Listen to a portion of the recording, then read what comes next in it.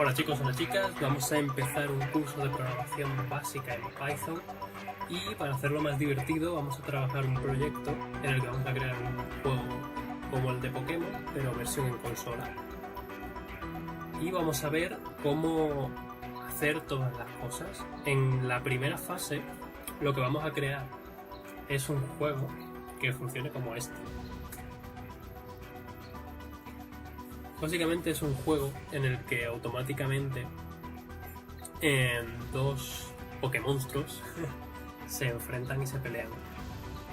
En este caso, pues, todo debe ser ganador. ¿Por qué? Porque la salud, o sea, la salud de Pikachu ha caído por debajo de cero, que es básicamente como ocurre en el juego de Pokémon, ¿no? Cuando la salud llega a cero, es el momento en el que el Pokémon muere, entre comillas, o se debilita. La primera versión va a ser así, en automático, porque como no va a tener selección de ataques, es decir, no va a tener una serie de ataques de Pokémon que tiene una diferente potencia, que hace más daño, menos daño, no va a estar eso, pues no tiene sentido que tú estés dándole al botón para que haga la pelea, así que en principio la va a hacer automática. Más adelante, conforme vaya avanzando el proyecto, sí vamos a ir implementando esas cosas. Pero esta es la base 1. La base 1 es este juego, en el que automáticamente dos Pokémon con el nombre que nosotros queramos y las habilidades que nosotros le asignemos, que en este caso permite, se le puede poner un nombre, una salud, la vida que va a tener, el daño que va a hacer con cada ataque y una agilidad, que es lo que determina si ataca primero o no. Pero antes, como es un curso básico, hay que explicar una serie de conceptos que son los que vamos a trabajar, para los que no hayan tocado nunca el lenguaje. En el caso de que ya sepáis manejaros con lenguajes de programación, pues podéis pasar directamente al siguiente vídeo en el que ya voy a explicar, o sea, en el que ya vamos a empezar a codear lo que es en sí este jueguito, la primera parte de este juego. También deciros que si triunfa este curso y lo compartís mucho con vuestros amigos y demás, pues podemos hacer futuramente una versión online en la que podamos jugar incluso desde la consola, poder conectarnos entre nosotros, buscar partidas y hacer peleas y cosas de este estilo. Estaría muy guapo. Simplemente por fun, por la mera diversión. Pero bueno, depende de vosotros, del interés que le deis, de si os gusta, de si os apetece y todas esas cosas. Ya sabéis las dudas en los comentarios. Lo primero que tenéis que hacer es instalar Python 3. Yo voy a estar trabajando con Python 3. ¿Lo puedes hacer en Python 2? También. Pero a lo mejor algunas cosas no son del todo compatibles, así que te recomiendo instalar Python 3 y te curas en salud. ¿Cómo instalar Python 3? Simplemente, si utilizas Linux, ya viene instalado. Creo que en Mac también. No sé si la versión 3, eso sí hay que verlo. Si no, pues sencillamente buscáis en Google o en YouTube, que hay un montonazo, no merece la pena que lo haga porque es que hay un montonazo de tutoriales de cómo instalar Python 3 y ya está, vais a esos tutoriales, buscáis cómo instalar Python 3 en Windows, cómo instalar Python 3 en Mac o cómo instalar Python 3 en Linux y miráis el tutorial, que os llevará 3 o 4 minutos instalarlo, tampoco rayéis que va a ser muy rápido. Y bueno, una vez lo tenéis instalado ya podéis empezar a hacer scripts. Los scripts en Python funcionan con un .py, es decir, es el script .py. Es el estándar, utilizar .py como extensión. Bien, pues el primer concepto, o sea, no os voy a explicar todos los conceptos de Python en este punto, voy a explicaros los que vamos a utilizar para esta parte del juego y conforme vayamos utilizando más os los voy explicando en las siguientes fases. En esta parte, una de las cosas que vamos a utilizar son los strings, las cadenas de texto en variables. Si no sabéis lo que es una variable, simplemente, pues un nombre puede ser hola, ¿vale? O bueno, vamos a llamarlo para que tenga sentido, texto. Y le ponéis igual y un valor. En este caso, se pone entre comillas simples o entre comillas dobles. Da lo mismo. Podéis usar las dos. A mí me suele gustar más usar comillas simples la mayoría de las veces, pero a gustos. Y aquí pues escribís soy un texto, ¿vale? Y esto ya sería una variable con soy un texto. En el caso de enteros igual, ¿no? Si es un número, pues simplemente... Pero no utilizaríais las comillas en el caso del número. A no ser que queráis que el número sea una cadena de texto que tiene su uso en algunas ocasiones. Pero en principio sería así, o así, el número que sea en cuestión. Y los decimales pues serían con puntos.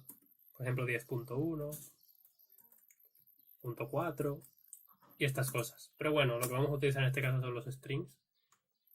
Bueno, también los números, pero van a ser dentro de diccionarios, que lo explicamos más abajo. Bien, luego tenemos print. Print es para imprimir en pantalla, sencillamente para que veis estos mensajitos. Pues para poder mostrar esos mensajitos utilizamos print. Y, por ejemplo, vamos a imprimir el texto este que hemos metido en una variable para que lo podamos ver. Soy un texto. Si le añadimos un 1 aquí, soy un texto 1. Básicamente lo que añadéis entre estas dos comillas es lo que va a haber en el texto. Y eso es tan sencillo como esto. Imprimir texto. O sea, imprimir variables. También podréis imprimir un número. Es decir, por ejemplo, el 9, podéis ponerle número. 9. Otra cosa interesante que podéis, que esto no es de print en sí, es más de las cadenas de texto y que utilizamos, pero creo que se lo explico más abajo, sí. Así que vamos a seguir por el orden que he puesto. Luego, esto vamos a comentarlo, porque ahora mismo no queremos que nos lo esté imprimiendo. Luego tenemos los condicionales, que son los if, que básicamente en inglés es si ocurre tal cosa, ejecútame este código, y si no, ejecútame este otro código. Por ejemplo, si texto es igual con dos iguales, esto no puede ser 1, tienen que ser 2. En la igualdad son 2. O sea, si queréis asignar un valor es solo un igual, pero si queréis comprobar si son iguales, entonces tenéis que utilizar dos iguales, en el caso de Python. Y es soy un texto, o sea, si es igual a soy un texto, que sería if la condición y 2 puntos.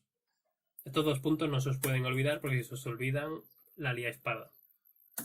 Ahora, tenéis que tabular, es decir, Python funciona por indentación. Es decir, hay otros lenguajes que funcionan así. Te pondrían, por ejemplo, JavaScript, ¿no? Que funcionan así. Y entonces, pues, aunque tú escribas aquí el código que quieres ejecutar, no pasa nada. Pero en el caso de Python no existen estas llaves y se utiliza la indentación. Es decir, si tú quieres indicar que un cierto código se va a ejecutar dentro de esta condición, lo que tienes que hacer es pulsar tabular, la tecla de tabular, y ya está. Y cuando tabulas, que voy a poner aquí, por ejemplo, pues print texto. O ponemos, mira, print es igual, ¿vale? ¿Y cómo haríamos en el caso contrario? Pues hacemos else, que esto es para, si esta condición no se cumple, ¿qué hacemos? Pues ponemos print no es igual, ¿vale? Ahora mismo sigue siendo es igual, pero si por ejemplo aquí añadimos un 1, para que ya no sea igual a esto, ya dice no es igual. ¿Qué realmente está ocurriendo en esta igualdad? Si lo imprimimos aquí, está trabajando, ¿veis? Aquí devuelve false. Quiere decir que es falso, y quiere decir que no es verdad que sean iguales. Está diciendo texto es igual a soy un texto. Falso. No, no es verdad. No es igual a soy un texto. Eso es falso. Pero en el caso de que quitáramos esto, quitáramos el 1 y ahora si son idénticos, te devuelve true. Y así es como funcionan las condicionales. Devuelven un true o un false. También se pueden representar como unos o ceros. Y también existe algo más que es el none, que ya lo veremos más adelante. Y hay ciertos valores que determinan true como valor final. Cuando es true, o sea, cuando lo que tú introduces aquí se considera verdadero, true, entra aquí. Pero si no, pasa al else, que es el si no se cumple, para que podamos ejecutar código en las dos condiciones. Si ocurre esto, hago esto, y si ocurre esto otro, hago esto otro, o si no ocurre esto, hago lo otro. Por ejemplo, si no es igual, pues ejecuto que no es igual. y ya está. ¿Qué es lo que haríamos? Si le ponemos aquí un 1, pues false no es igual. A ver. Y también tenemos la opción, una opción intermedia, que es los elif, que son, por ejemplo, si por ejemplo quieres comprobar también si texto es igual a texto 1, bueno, es igual normal, y ponemos aquí es igual con 1 al final, por ejemplo, y con el if lo que hacemos es poner otra condición más aquí. Y si ahora, por ejemplo, antes nos estaba dando que no es igual, esto ya lo podemos quitar, pero ahora dice es igual con 1 al final, como tenemos aquí, ¿veis? Si le quitamos el 1, pues entraría en es igual normal. Y si le ponemos un 2, que no está contemplado, no es igual. También podemos encadenar, es decir, podríamos decirle en el mismo if, ponerle aquí and, o sea, esto es y, si texto es igual a soy un texto y texto, esto no se puede cumplir. O sea, este and no se puede cumplir. Tendrían que ser los dos iguales, así, ¿sabéis? En este caso el and no se puede cumplir. Porque claro, no puede ser igual, el texto no puede ser igual a soy un texto y también ser igual a soy un texto 1. No tendría sentido. Pero lo podemos probar con un or, que sería así, or. Y esto significaría que el texto es igual a soy un texto o también es válido que sea igual a soy un texto 1. En este caso no es igual, pero si le ponemos un 1 aquí, es igual normal. Y si le quitamos el 1, es igual normal. Está entrando aquí. Con and sería en el caso de que quisieras que dos condiciones se cumplieran. Si por ejemplo hubiera otra variable fuera texto 2, le pones esto, y aquí le pones texto 2, le ponemos el and, y que los dos sean iguales a soy un texto. No es igual. Bueno, en este caso tendríamos que quitar el 1 de aquí, porque si no, no va a cumplir. Y ahora que son los dos igual a soy un texto, entra en es igual normal. Pero si le añadiríamos a cualquier cosa, para que fueran diferentes, entraría en no es igual. Vale, por ese lado los condicionales. Ahora vamos a comentar esto para seguir. Y vamos a pasar, y voy a cerrar la ventana porque están haciendo una fiesta afuera, por lo que parece. Y vamos a pasar a las listas. Bien. Las listas en Python se representan de esta forma. Es una variable, igual que lo de arriba texto. Bueno, en este caso lo podemos llamarla lista mismo. O L, para hacerlo más corto. Y le ponemos list. Y con esto tenemos una lista. Esto es equivalente a que tú hicieras esto. También puedes ponerlo con corchetes. Es lo mismo, exactamente hacerlo de las dos formas. Yo normalmente suelo utilizar esta forma porque me parece que es más... O sea, que queda más claro que estás declarando un objeto de lista y a la hora de leerlo queda más claro, simplemente por mejorar la lectura del código. Pero eso ya decidís, depende del caso, cuál os conviene más usar. En cuanto a funcionamiento son iguales. Y imprimimos esto, que ahora mismo está vacía. Como veis, tenemos aquí los dos corchetes estos. Para que se vea mejor vamos a añadir unos puntos. ¿Veis? Pues estos corchetes son la lista, representada visualmente. ¿Cómo podríamos añadirle elementos? Pues ahora sí tendría sentido utilizar los corchetes. Podríamos ponerle 1, 2, 3, 4. Los elementos van separados por coma y por convención en Python se suele poner una coma al final también. Para que si tú más adelante vas a añadirle un número no se te olvide poner la coma. Y te dé un typo. Que un typo es un error de escritura, es decir, que hayas escrito mal el código. Es decir, tú por ejemplo añades uno aquí con espacio sin nada, o sea, sin poner coma, pues te dice un error, te dice syntax error. Esto es lo que se suele llamar un typo. Bien, pues aquí por ejemplo ahora tenemos ya la lista y la tenemos representada con sus valores, 1, 2, 3, 4, 5 en este caso. También hay más formas de añadir valores, es decir, podríamos utilizar lista, ahora mismo está vacía, y aquí la añadimos con el método append un 1. Vamos a añadirle un 10 mismo. Y aquí volvemos a imprimir la lista. ¿Veis? Ahora tiene el 10. Si le añadimos otro valor más, 20 por ejemplo, pues ya tenemos los dos aquí. Y así podríamos ir añadiendo elementos a la lista.